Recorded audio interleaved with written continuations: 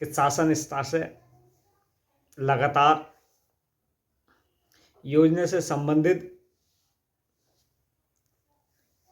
बैठकों का दौर जारी हो चुका है साथियों। इस पर आज चर्चा करेंगे। साथ ही चर्चा करेंगे कि जो लोग सरकार के खिलाफ नारेबाजी करने के लिए जा रहे हैं ये कितना प्रभावशाली रहेगा। दूसरे एक अहम बिंदु 21 और 22 तारीख में लगातार 2 पत्र कामिल फाजिल की डिग्री को लेकर जारी हुए, उस पर भी आज चर्चा करेंगे साथियों। वीडियो में अंत तक बने रहें और जो साथी चैनल पर नए हैं चैनल को सब्सक्राइब जरूर कर लें ताकि ये वीडियो हर टीचर तक पहुंच जाए। साथियों, जैसे ही पूर्व में मैंने सूचना दी थी कि मदरसा आधुनिकीकरण योजना को लेकर लगातार मांग बढ़ती जा रही है, उसके संबंध में अभी 2 दिन पूर्व जो इस स्कीम को देख रहे माननीय मंत्री दानिश आजाद अंसारी साहब लगातार विभागीय स्तर के आला अधिकारियों व कैबिनेट मंत्री ओपी राजभर से मुलाकात कर एक मार्गदर्शन प्राप्त कर मुलाकात की। साथियों, योजना को लेकर जो हलचलें तेज हुई हैं, जिस तरह से हमने लगातार माननीय मंत्री जी को पत्र प्रेषित किए हैं, अपना सुझाव योजना से संबंधित दिया है, साथियों कहीं ना कहीं अब मदरसा आधुनिक योजना इसमें जुड़ती दिखाई दे रही है। और मुझे उम्मीद है साथियों,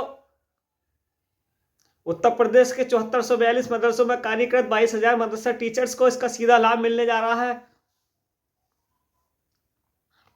और मिलना भी चाहिए साथियों, क्योंकि सर्वोच्च न्यायालय की गाइडलाइंस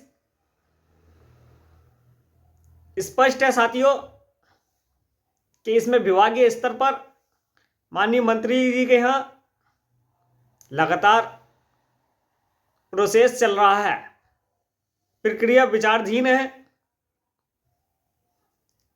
चूंकि मैं पहले भी बता चुका हूं, मदरसा बोर्ड संशोधन अधिनियम अगर आता है तो उत्तर प्रदेश के 7442 मदरसे इसमें शामिल होने चाहिए। ये मदरसा शिक्षा का अंग है। उत्तर प्रदेश के 7442 मदरसों में कार्यरत 22,000 मदरसा टीचर को इसमें स्थान मिलना चाहिए साथियों। और जब स्थान मिलेगा तो मदरसा टीचर अपनी सम्मानजनक स्थिति जी सकेगा और ये उसका अधिकार है, ये राइट है साथियों। जब तक मदरसा शिक्षा बोर्ड में मदरसा आधुनिकीकरण टीचरों की भागीदारी सुनिश्चित नहीं होगी तब तक सीधा लाभ मिलना नामुमकिन है। और इसी पर गहन मंथन करते हुए माननीय राज्य मंत्री, चूंकि सारी चीजें आपके सामने स्पष्ट है, सर्वोच्च न्यायालय का आदेश आपके सामने है और बार बार ये न्यायालय की गाइडलाइंस इस बात को कह रही है कि राज्य सरकार मॉडर्न शिक्षा को लागू करे। साथियों, एक बहुत अच्छा मौका है, सरकार लगातार हमारे अब फेवर में है और कहीं ना कहीं युक्त योजना को लेकर पुनः संचालन करने के लिए जो हमने जिस बजट की बात करी थी कि सरकार पे इतना बजट है,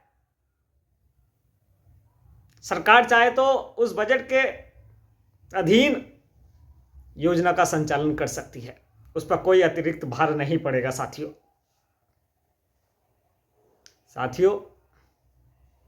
पूर्व में राज्य सरकार ने 3,000 रुपये और 40% की धनराशि दोनों को मिलाकर अगर बजट समायोजित किया जाए तो योजना का संचालन बड़ी ही आसानी से किया जा सकता है। ये सुझाव माननीय मंत्री जी को हमने भिजवाया था दूसरा सुझाव एक और भेजवाया था कि जब मदरसा संशोधन एक्ट में हो उसमें बदलाव किया जाए तो उत्तर प्रदेश के 7442 मदरसे इसमें शामिल हो। साथियों, बहुत जल्द ही इस पर समीक्षा बैठक कर उन 7442 मदरसों को हम इसमें शामिल कराने के लिए जा रहे हैं। आप लोगों से भी दुआओं की दरखास्त है साथियों कि आप दुआ करें, और जो जो मंत्री जी के संपर्क में हैं या उधर कांटेक्ट में रहते हैं, भारतीय जनता पार्टी के किसी सांसद या विधायक के संपर्क में हैं, तो आप भी अपना ये सुझाव सरकार तक पहुंचाने का काम करें, ताकि सरकार इस बात को समझे कि उस पर कोई अतिरिक्त भार नहीं पड़ रहा है। साथियों, कुछ हमारे साथी सरकार के खिलाफ नारेबाजी करने जा रहे हैं, और मैं समझता हूं ये दबाव सरकार के लिए इस वक्त अच्छा नहीं है। साथियों,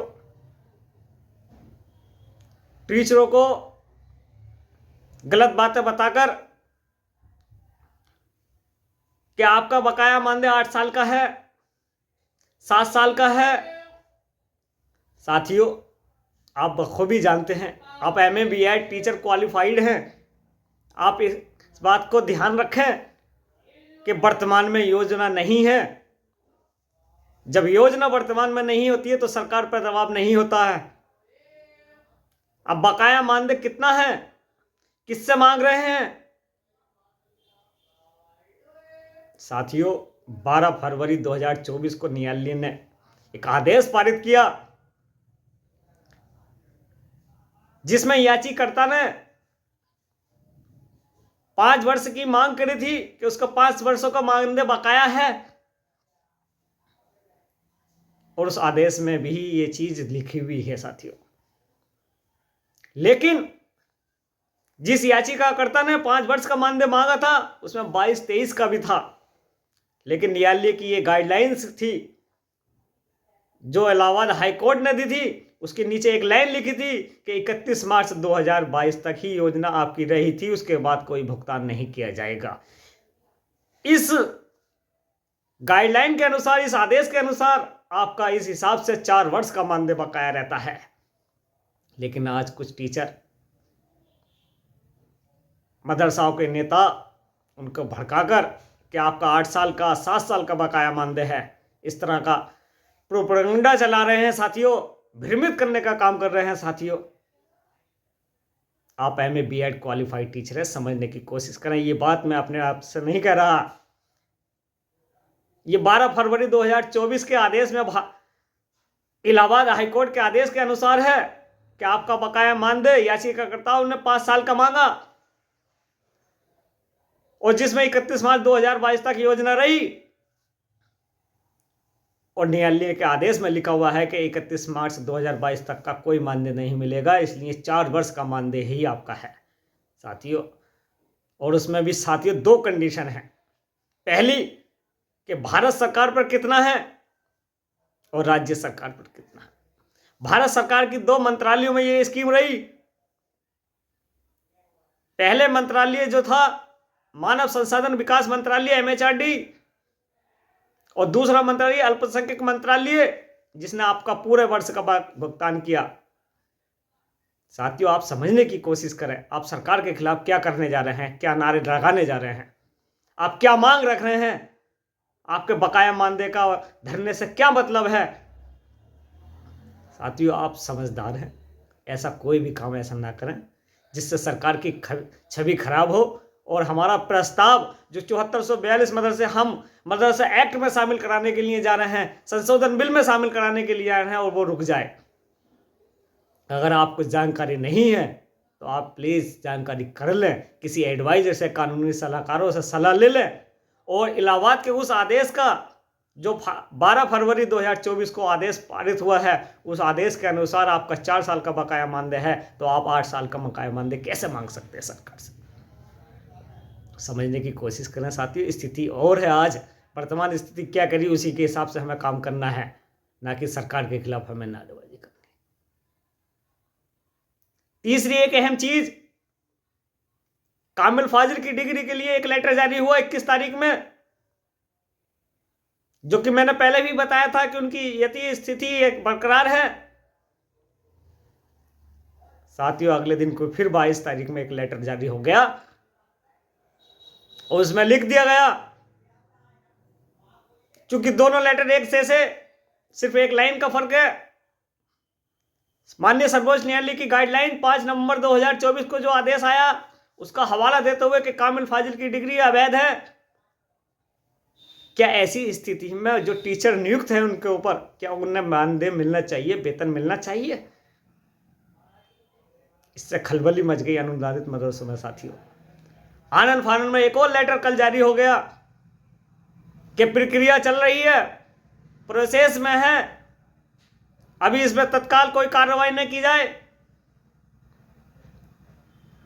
साथियों, शासन स्तर से लेकर प्रशासन तक और माननीय मंत्री महोदय तक इस चीज का जो चाम चल रहा है बहुत तेजी से, और मुझे उम्मीद है कि सर्वोच्च न्यायालय की गाइडलाइन के अनुसार जिस पैराग्राफ में मदरसा आधुनिकरण योजना का जिक्र किया गया है, माननीय पूर्व प्रधानमंत्री स्वर्गीय अटल बिहारी वाजपेयी का dream project, Bharatiya Janata party का एक सपना, सबका साथ सबका विश्वास के तहत उत्तर प्रदेश के 7442 मदरसों को जगह मिलने के लिए जा रही है। साथियों, और मुझे पूर्ण विश्वास है आने वाले विधानसभा सत्र में आपका यह काम होगा। साथियों, कोई भी जल्दबाजी में कोई ऐसा काम ना करें। अगर आपको कोई जानकारी नहीं है तो आप किसी एडवाइजर से, किसी लीगल अधिकारी से जानकारी करें, या 12 फरवरी 2024 का जो आदेश इलाहाबाद कोर्ट का है उस न्यायालय की कॉपी निकलवा लें, उसका आदेश को पढ़ें कि उसमें बकाया मानदेय कितना है, तब आगे की प्लानिंग करें। अगर धरना ही आपको अगर देना है तो साथियों, मदरसा एक्ट संशोधन बिल के लिए दीजिए, उसमें मांग रखें कि इस मदरसों को शामिल किया जाए, मदरसा शिक्षकों की नियमावली बनाई जाए, योजना का स्थायी संचालन राज्य सरकार से किया जाए। और ये साथियों तभी होगा जब संशोधन बिल में आप लोग शामिल होंगे। आप 100 साल तक, 100 दिन तक धरना ले लो, सरकार के खिलाफ नारेबाजी कर लो, कोई कामयाबी, सफलता हासिल नहीं हो सकती जब तक आप कानून के तहत काम नहीं कर सकते। आपको अगर जानकारी नहीं है तो आप कानून की जानकारी लें और उसी के आगे मार्गदर्शन हासिल करें। किसी को टीचर को भड़काने का काम ना करें ताकि प्रदेश सरकार की छवि और मदरसा टीचर का प्रस्ताव रुक सके।